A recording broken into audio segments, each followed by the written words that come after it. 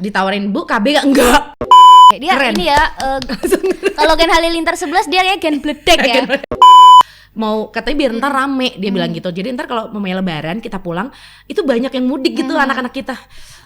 Maaf pemikirannya sama sejauh mudik gitu. Tapi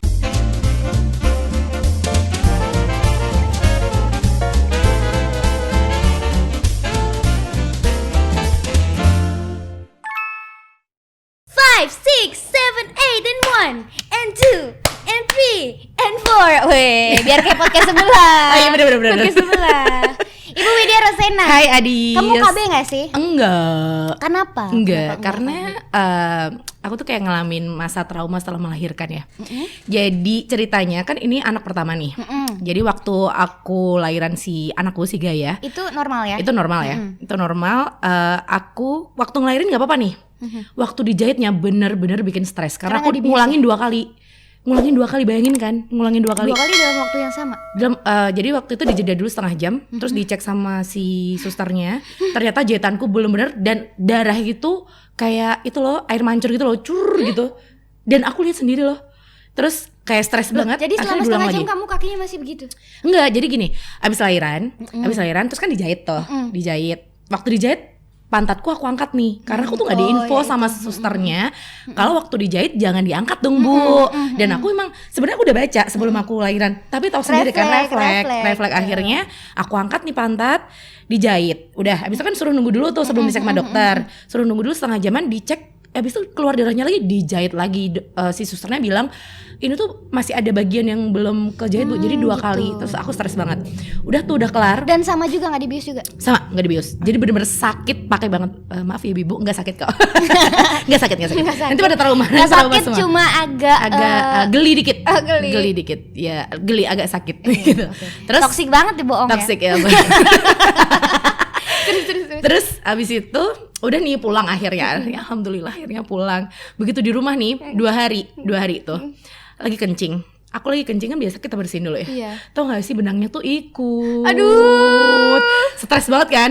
Balik ke dokter lagi. Aku udah nangis. Aku udah ngomong sama dokter. Dok pokoknya saya gak mau dijahit lagi ya. Pokoknya dokter udah aku bilangin. Pokoknya saya gak mau dijahit lagi. Tapi itu berdarah? Berdarah, tahu kan? Udah 2 hari loh padahal harusnya kan udah kering tuh. Karena udah kita kasih salep segala macam. Nah, waktu ngasih salep kan juga harus ke bagian dalam yang sobek kan. Aku tuh kayak nggak berani masukin sendiri. Suamiku juga nggak berani. Jadi sama-sama bego semua. sama-sama kita masih awal kan takut kan, jadi kayak yang masih parno terus gitu loh. Udah tuh. Terus akhirnya balik ke dokter, si dokter bilang, enggak, nakut-nakutin dulu nih si dokter bilang, Bu nanti dijahit lagi loh ini soalnya sobek. Udah stres banget, udah bener-bener. Tapi akhirnya cuma dikasih tambahan salep aja, akhirnya kering deh. Abis itu dari situ ditawarin Bu KB gak? Enggak, karena nggak mau kayak organ wanitaku tuh kayak di ubek-ubek lagi gitu loh, kayak udah yang depresi banget gitu. Pan ditawarin opsi KB yang lain nggak mungkin selain KB yang harus lewat vaginal gitu? Iya sebenarnya ditawarin juga, tapi aku kayak udah yang dok ntar aja deh, pokoknya kalau yang berurusan dengan kehamilan, dokter segala macam nggak dulu deh, karena aku udah stres di posisi itu kan. Mana waktu itu ASIku belum keluar, ditambah lagi pakai drama-drama jahitan tuh bener-bener deh tuh udah langsung nggak akan lagi deh, maksudnya bukan nggak akan lagi, pengen sih punya anak lagi tapi ntar dulu deh. Tapi dari situ juga tetap nggak KB, tapi untungnya aman sih sampai ya? 2 tahun ini. Jadi apa yang dilakukan untuk sebenarnya berarti tetap ada niat untuk menunda punya anak lagi dong? Iya, jadi sebenarnya kan bisa dibilang kayak KB alami ya. KB alaminya KB alaminya adalah sebelum keluar harap Anda segera pergi. Ejakulasinya tidak di dalam. Iya. Benar, KB alami kan. Iya benar kan. Tapi kan anak sini kan ada tuh. Oh iya benar. Yang sama kembar lagi. Tiba-tiba hamil kembar kan. Seru sih tapi. Nah, iya, itu gitu. dia. Sebenarnya agak ini juga sih, tapi kayak yang aku kayak berusaha menyiapkan diri. Oke, kalau ini perkara antar hamil lagi ya sudahlah gitu. Tapi kalau untuk KB kayaknya aku nggak dulu deh karena masih stres banget perkara yang maning-maning gitu. Sebenarnya ada niat berarti. Ada niat gitu. Kalau kamu gimana?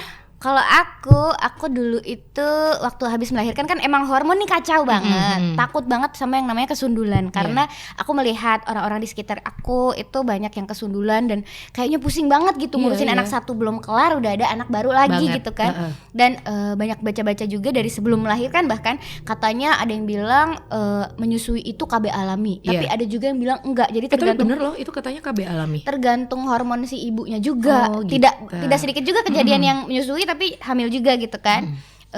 kayak lo. Kayak Siapa? tuh seperti teman kita ada masih Siapa? menyusui hamil juga. Banyak sih, Banyak ya kan, makanya aku jadi oh ya udah kayaknya tidak aman gitu. Iya. Tapi waktu setelah melahirkan sebenarnya aku pengennya langsung pasang KB. Terus tapi dokterku tuh bilangnya waktu itu nanti aja pas mens pasang KB-nya. Jadi mens pertama setelah melahirkan baru pasang KB aja. Iya. Kenapa tuh dok? Karena sekarang rahimnya belum mengecil kata dia. Oke. Nanti bisa jadi mental. Kamu spiral ya? Ayo di. Terus abis itu ya udah nunggu. Jadi selama kan masa nifas sekitar 40 hari. Abis itu belum mens sampai anakku umur 4 bulan itu aku baru mens. Oke. Itu tuh selama sebelum pasang KB setiap bulan menunggu mens tuh kayak ya Allah Tuhan. Itu deg-degan terus takut hamil kan, kalau ini hamil lagi gimana, kalau ini hamil lagi gimana gitu. Akhirnya begitu mens hari kedua mens aku langsung oke, kita langsung pasang KB hari ini. Gitu. Akhirnya pasang KB langsung. Sakit nggak? Waktu lagi mens. Nah, sakit enggak? Iya. Sebenarnya banyak belajar dari teman-teman aku juga yang sebelumnya udah pernah pasang KB. Kayak mamahku itu sampai maksudnya sampai udah tua juga masih pasang ya? pakai spiral. Si mertuaku juga sama gitu. Jadi aku tanya sama mereka, gimana sih rasanya? Gimana sih rasanya? Kayak semakin kita nanya tuh pasti kan dikasih taunya yang oke-oke aja. Iya, nggak apa-apa kok, tenang aja. Iya, nggak apa-apa, nggak sakit kok. Bohong, gitu kan? semuanya bohong. Tidak ada. Ada yang bilang melahirkan sakit ya? Enggak, tenang aja. Rasanya kayak cuma ini kayak BAB 10 tahun keluar gitu. Bohong banget ya. Terus habis langsung tidak ada ya, tidak sakit. Tidak ada yang bisa dipercaya gitu ya. Jadi punya trust issues. Tapi terus akhirnya aku nanya sama teman aku yang waktu itu baru aja pasang KB, Bacuy. Bacuy. Waktu itu dia duluan kan pasang Iya. KB, dia bisa pasang KB, tanya sama dia, sakit gak? Karena gue tegang jadinya mules gitu. Terus Tapi tuh kerasa sampai perut emang? mulesnya kayak mules mens. Oh gitar, oke. Bagian bawah. Iya. Jadi aku waktu itu sangat berusaha rileks, Aku tuh gak mau kebayangnya kayak tegang. spiral itu kayak kebayang gak sih? Karena aku emang nggak browsing nggak apa ya. Dalam bayanganku itu tuh kayak masukin bolpen, ngerti gak? Ngerti gak sih? Itu yang bikin aku parah banget, kayak masukin bolpen ke dalam organ wanita, tuh sampai dalam banget. Terus waktu dimasukin gitu sih kebayanganku. Enggak, Kebayangku sebenarnya. gitu, kebayangku. Enggak, sebenarnya dia kayak jalan ditutup gitu. Emang yang dimasukin lebih panjang dari bolpen sih sebenarnya waktu masangnya.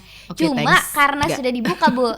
Oke. Jadi gini, waktu itu aku oke, berarti aku tidak boleh tegang gitu. Karena kalau tegang katanya mules. Iya. Jadi terus Relax abis itu ya, berusaha berangkat relax lah ya, aku ya oke. kan, relax ya mbak. Gue tuh bener-bener yang tau gak sih relaxnya gini, kayak udah relax banget ya bu. Ya, Berusaha bener ya. relax banget. So asik ya, so asik sama dokter. Bener-bener yang kurang relax kan harus yang kayak kaki tuh udah dilemesin dan segala macem. Kan caranya waktu itu sih gini, dimasukin cocor bebek di vagina ini ke vagina ya, dimasukin cocor bebek, dibuka, itu kaget. Iya.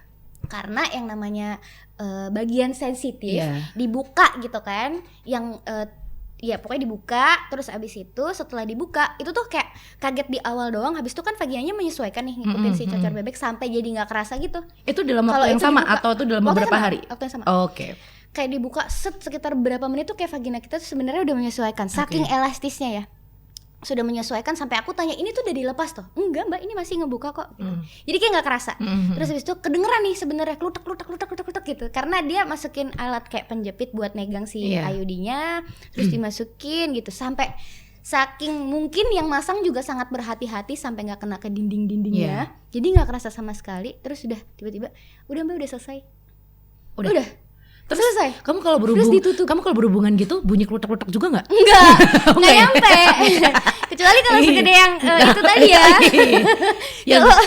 Yang sepanjang si capitnya tadi ya. Mungkin kerasa, tapi ini Nggak sama sekali ya? Enggak kerasa. Meskipun pernah, karena Kalau jalan gimana? enggak kerasa gimana. Cuma waktu abis dipasang emang ada pendarahan dulu. Oke. Ada pendarahan dulu sekitar 1-2 hari, tapi bukan pendarahan yang hebat gitu karena barengan sama mens juga kan. Jadi waktu itu aman-aman aja, mulus sebentar kok, mulusnya kayak sebentar doang. Abis itu udah nggak kerasa Parno apa-apa. sih Sempet sih ngerasain yang namanya kan IUD itu kan bentuknya gini, terus bawahnya tuh benang. Benang apa sih? Kayak aku Benang nggak tahu. layangan. Bukan, ada benangnya gitu, kayak benangnya itu Benang yang sebenarnya kita pakai kalau kita dijahit itu, kayak gitu yang dia menyatu sama daging. Kayaknya dia sebenarnya bahannya metal mungkin, tapi tipis. Oke. Jadi kayak benang. Senar ya, kayak senar gitu. Kayak senar. Terus nggak tahu di metal apa plastik aku nggak tahu. Cuma kayak ada benangnya gitu. Sebenarnya itu adalah yang untuk menandakan kalau dicek posisi si IUD ini benar. Oke. Kalau terlalu turun juga berarti itu nggak terlalu benar gitu. Kayak itu buat jadi tanda. Nah pernah juga waktu berhubungan tuh kerasa si suamiku menyentuh si benangnya itu. Terus ini kok kerasa ya? Dan aku cari-cari ternyata itu normal. Soalnya biasanya waktu kita mau mens, gini-gini kita pakai ngilu ya. Ngilu, ngerti kan? Jadi waktu yang bekas jahit itu sebenarnya kan kita nggak ini ya, bukannya sesar sebenarnya normal, tapi kayak selalu terbayang terus gitu loh. Ngerti nggak sih? Bener. Jadi kayak aku juga lihat orang lahiran. Ingat zaman dijahit tuh kan gitu sih gerak-gerak sendiri. Kayak geli banget. Iya. Jadi terus suamiku sempat kerasa di benangnya itu. Terus aku cari-cari kenapa normal nggak? Ternyata memang katanya normal kalau kita mau mens itu biasanya emang agak turun karena bengkak kan. Di bagian reproduksi itu lah aku ngerti apanya ya. Cuma kayak rada turun tuh nggak apa-apa. Dan caranya adalah ya kalau misalnya mau ke dokter aja kontrol sekalian dibenerin sama dokternya. Tapi kalau misalnya nggak bisa, misalnya kayak saat itu juga harus dibenerin, suamilah ya atau sendiri sih sebenarnya dimasukin sendiri gitu, bisa dibelokin gitu. Ya Allah. Ngilu banget. Tapi enggak kok sebenarnya enggak segitunya. Tapi kok ada ya kayak temanku dulu dia bilang dia pakai KB spiral sama gitu tapi dia masih bisa hamil lagi gitu. Ada sih memang beberapa kejadian. Jadi dia mungkin kayak kegeser atau gimana? Mungkin kayak angkat-angkat berat mungkin ya yang bisa bikin geser tuh juga mungkin terlalu bersemangat mungkin berhubungan sama suaminya. Jadi sampai kegeser. Mungkin dia waktu itu berhubungan di alam luar gitu kan ya. Mungkin wild gitu loh. Jadi imajinasinya agak ini ya. Keburu-buru gitu kan. Jadi cepet-cepet gitu keburu-buru. Dasar ibu-ibu, maaf ya. Ini tolong dikasih tanda eksplisit konten ya Bapak. Terus itu ya mungkin ada beberapa kejadian juga yang kayak gitu.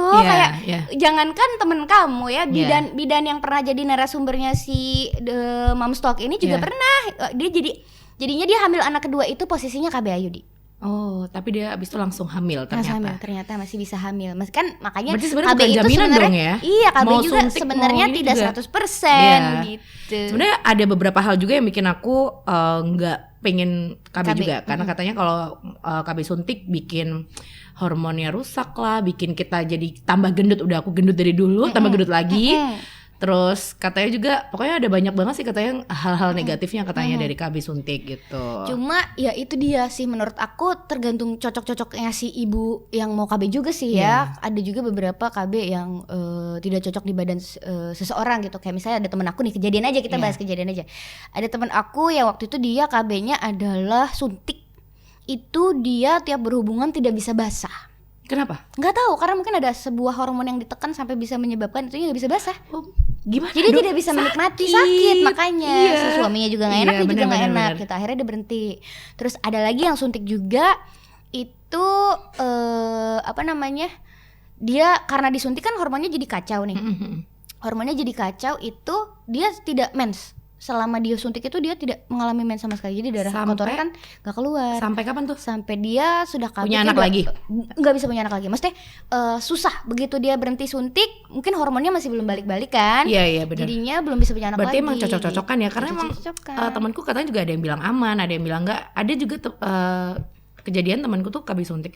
Dia tuh biasanya gak pernah jerawatan. Mukanya tuh mulus banget. Sebelum KB. Dia KB mukanya tuh kayak punya jerawat. Itu jerawatnya bener-bener yang gede-gede banget di muka.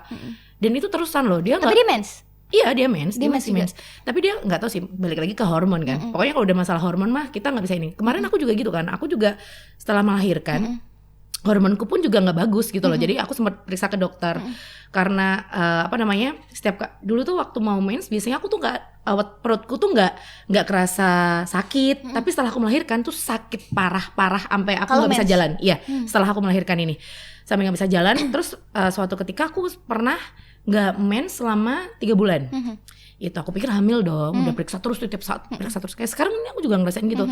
Terus si dokter bilang karena gaya hidup udah gak sehat, stres, begadang ngurusin anak, makannya juga gak sehat. Jadi memang semuanya tuh pengaruh ke tubuh kita kan. Jadi kita gak bisa nyalain juga kalau KB kita bakal gini. Mungkin. Iya kan, apalagi orang efek setelah sampingnya. efek samping setelah melahirkan juga punya anak itu kan Mungkin stresnya beda gila. juga gitu.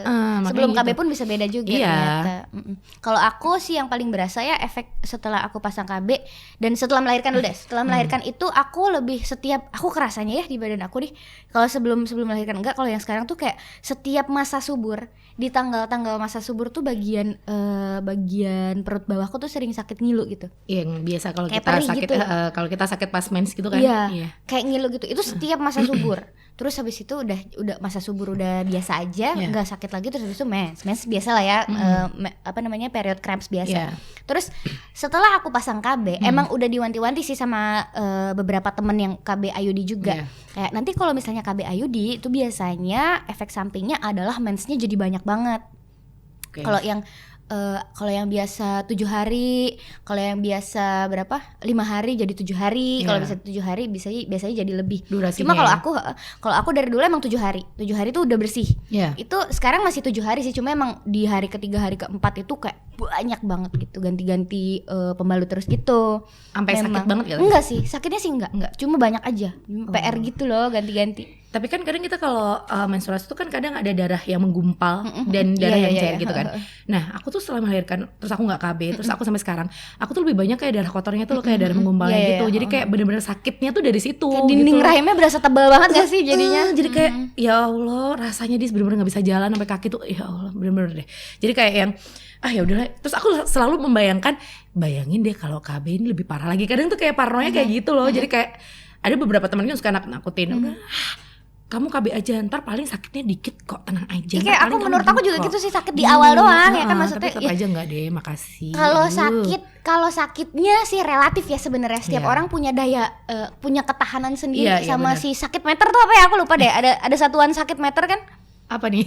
Ada something lah itu kan, ada. Semua orang tuh kayak kadar itunya tuh beda. Cuma kalau aku pribadi di kadar sakitnya aku pasang KB itu aku sih nggak sakit.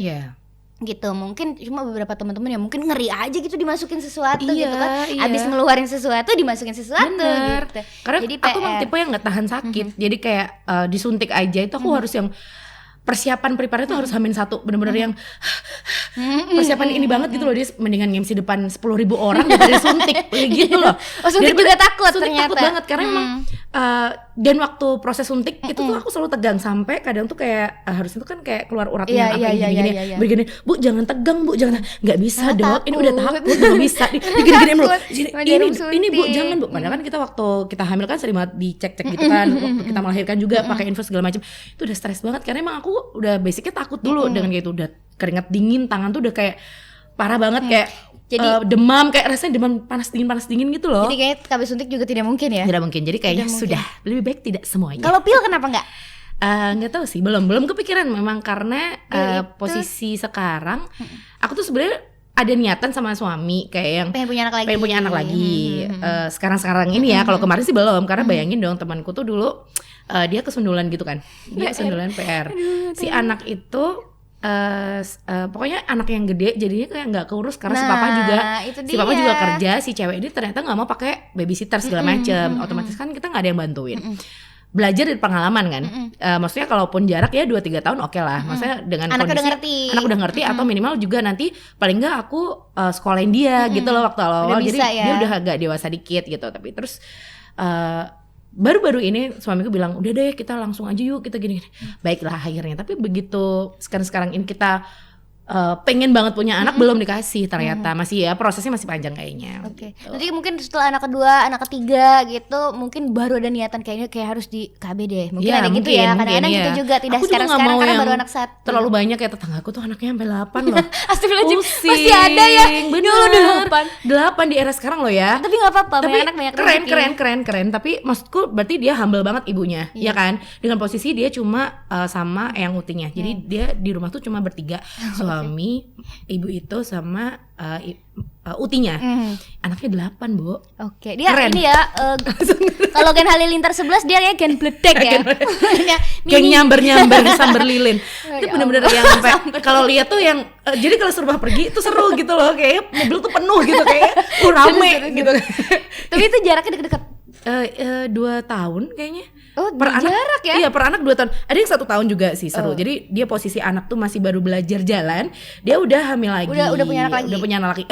Udah punya anak lagi kayak gitu. Jadi jaraknya hampir mau 2 tahun. Padahal sebenarnya ibunya tuh juga udah yang agak tua kan. Jadi tapi mungkin emang dia sudah berniat pengen punya anak banyak. Emang begitu rencananya. Iya, memang dia tidak mau KB. Nah, itu loh salah satu yang mungkin jadi kendala kita sekarang ini ya.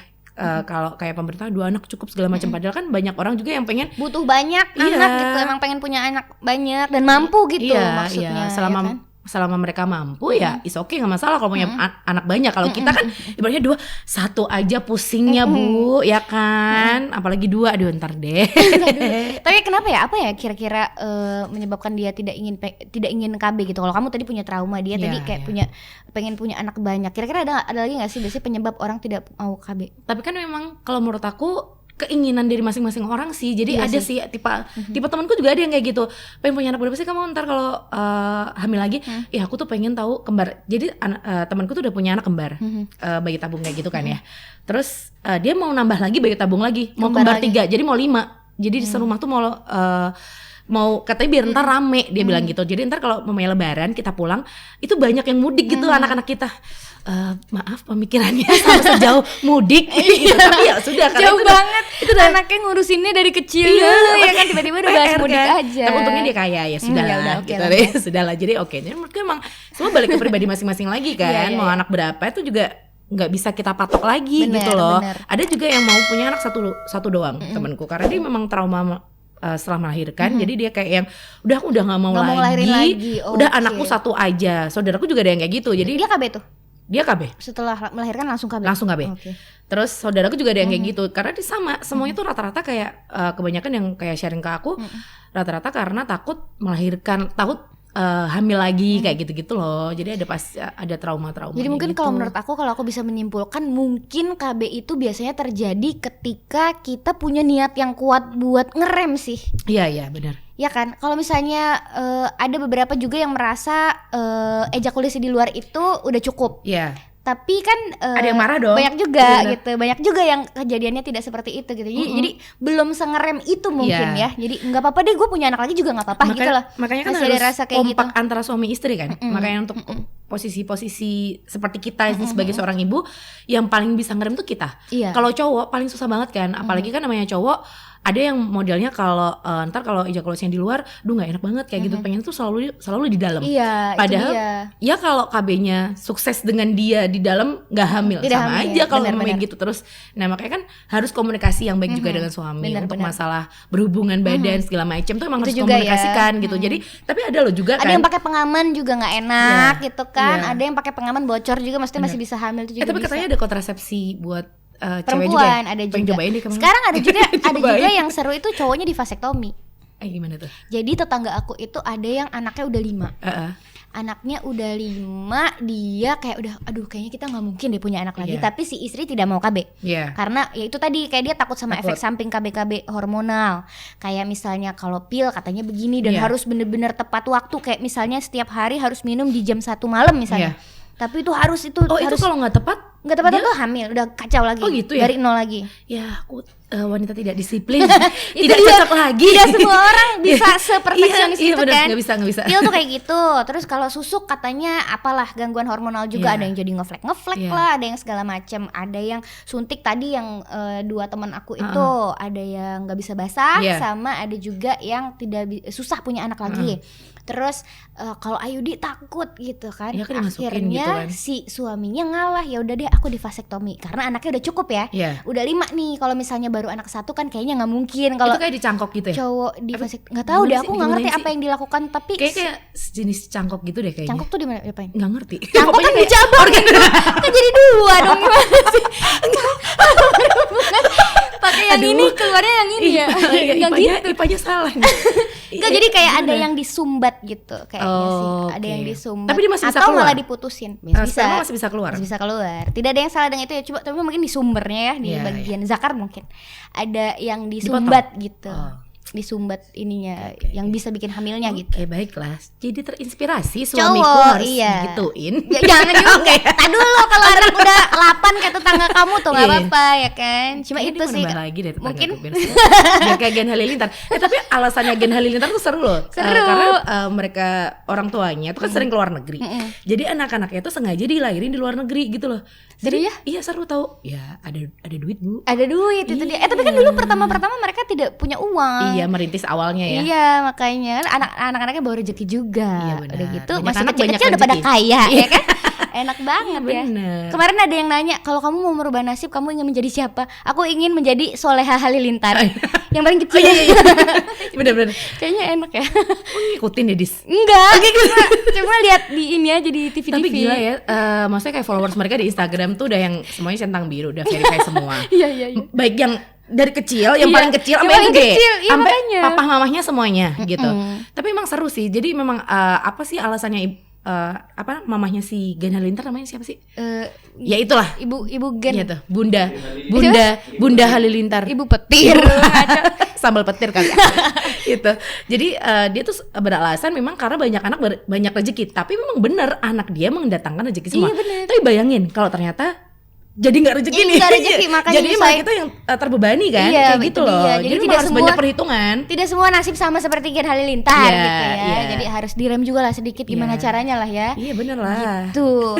Terus kenapa aku memilih Ayudi? Iya, kenapa? Pasti juga banyak teman-teman mungkin yang bertanya-tanya, kenapa sih kamu KB-nya kok Ayudi sih, nggak yang lain aja gitu? Kenapa sih harus mau dimasukin gitu?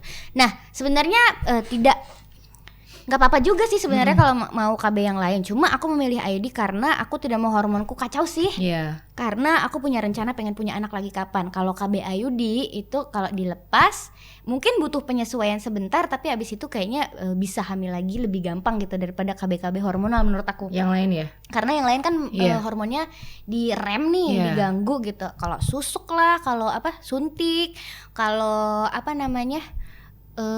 pil itu kan bisa mengganggu hormon sampai terjadi efek samping pula gitu. Banyak yang flek-flek gitu juga ya di muka. Makanya hitam-hitam terus mensnya jadi kacau gitu. Jadi aku memilih untuk Ayudi aja lah. Ya udah berani sebentar, sakit sebentar, tapi habis itu nggak sakit juga sih sebenarnya. Jadi gitu. Kamu tuh cerita Ayudi itu tanganku udah dingin tau, pegang deh. Udah ngilu aja gitu bayangannya. Iya sih. Iya, balik lagi ya, orang kalau udah trauma dan itu normal, tidak hanya kamu gitu. Iya. Ketinggian pun juga aku sama kayak gini. Jadi udah ketinggian sama jarum suntik melahirkan tuh udah kayak yang sudah 3 hal itu. Kayak gitu loh. Jadi takut. Kayak terus kepikiran kalau besok kalau mau melahirkan lagi pengen yang kayak waterbird gitu loh, yang kayaknya seru deh. Kayaknya seru. Jadi kayak aku tuh kayak dijahit gak sih itu? Tergantung, bisa jadi dijahit. Ada yang enggak kan? Kecuali kalau kamu kayak udah melatih vaginamu banget buat menjadi elastis. Oh iya aku sempat baca itu sih. Iya. Yang kayak ada senamnya, terus ada semuanya bisa sebenarnya. Bisa nggak sobek. Tetanggaku ada nih yang baru ngelahirin anaknya gede banget tapi nggak sobek. Keren ya? Keren, bisa sebenarnya gitu. Iya. Tapi menurut aku karena kita anak pertama juga ya, jadi kan kita nggak tahu nih dulu masih mau banyak gimana rasanya melahirkan dan segala macam. Jadi udah aku juga setuju buat melahirkan di dokter dulu gitu. Iyalah. Kalau anak kedua kayaknya kayak gue bisa deh di bidan. Gitu iya sih. Gitu, iya. Gue bisa deh, nggak kayak udah merasa gitu, expert ya Bu. Iya, so banget ya. Ternyata ada yang ribet. Aduh jangan. Tapi kemarin kamu kan aku lihat tuh waktu kamu lahiran, kamu selama hamil tuh kan banyak yoga segala macam. Itu berpengaruh nggak sih waktu kamu lahiran tuh? Jadi kayak lebih ini nggak sih, kayak merasa punya apa sih? Udah punya pembawaan. Oh aku udah mantap untuk melahirkan kayak gitu. Kayak ada sugesti gitu dalam diri. Aku bisa nih pasti melahirkan normal gitu. Nah, aku enggak, karena aku enggak yoga, karena aku cuma tanya-tanya doang kan. Dis kamu yoga di mana? Pengen ikut jauh. Tapi kan kamu ikut senam hamil. Iya, tapi kan cuma beberapa waktu doang. Maksudnya kayak belum punya pengalaman yang banyak gitu loh untuk masalah. Ntar gimana ya? Ntar kalau lahiran pakai bola apa sih yang ngebilang berting ball. Iya, berting ball kayak gitu-gitu. Enggak deh. Jadi waktu dan bisa normal juga. Bisa normal, alhamdulillah sih. Karena waktu tuh teman-teman tuh kebanyakan bilang, lihat ya kamu kan orangnya nggak tahan sakit nih, pasti nanti kamu akan sesar. Udah dibilangin gitu dulu. Jadi kayak akhirnya aku membuktikan, akhirnya enggak kan, akhirnya aku bisa normal kayak gitu. Itu dia. Dan mungkin kayaknya sesar lebih sakit lagi kali ya. Nggak tahu Tapi bisa gak sih bro IUD dimasukin lewat situ? Kalau orang ngelahirin sesar, itu kan dia lewatnya sini. Nah kalau misalnya dia mau pasang kabel lewat situ bisa gak? Ya nggak bisa dong. Gak bisa ya? Beda jalur ya? Iyalah. Organ yang lain keluar dong Bu. Usus 12 jari keluar, jantung keluar. Bisa kan itu reproduksi gak bisa juga ya. Jadi tetap harus lewat situ ya. Iya, semuanya kayaknya harus lewat situ deh. Karena kan itu yang untuk kita ketika berhubungan, sperma kan juga masuknya dari situ, Iya, Bu. sih, benar-benar. Masa iya sperma masuk dari sini, dari perut. Maaf nih. Ya. Tapi ya itu seru juga sih. Mungkin perlu dipikirkan gimana caranya ya biar tidak lewat situ. Nggak bisa ya kayaknya. Tidak bisa ada jalan lain ya. Dari kuping, Harus dari lewat kuping. situ. Tapi nggak sakit kok. Aku sih begitu. Misalnya sekarang mikir kan suatu saat harus dikeluarkan, harus ganti. Iya. Karena IUD itu biasanya masa tenggangnya nih Berapa lama tuh? sebenarnya 8 tahun tapi disarankan 5 tahun aja ganti. Oke. Gitu. Karena biar nggak ini di dalam banget kali ya gitu. Terus aku juga udah mulai mikirin kayak nanti umur berapa ya, umurnya Rumi berapa ya harus lepas KB gitu. Lepasnya bakal kayak gimana ya? Itu Apa sih yang kapan tuh? yang aku agak penasaran. Pengennya sih sebenarnya karena aku pengen jarak 5 tahun. Pas anakku umur 4 tahun aku lepas KB mau nyoba punya anak lagi. Mungkin Rumi umur 5 tahun nanti udah punya anak lagi gitu. Terceritain ya lepasnya gimana Iya, Bu. iya, oke. Karena Nanti gua 5 tahun berarti berapa? Sekitar 3 tahun 2 tahun lagi kita podcast lagi pengalaman soal lepas melepas KB. KB. Dan aku tetap tidak KB. Anaknya udah 4. Langsung nyundul langsung.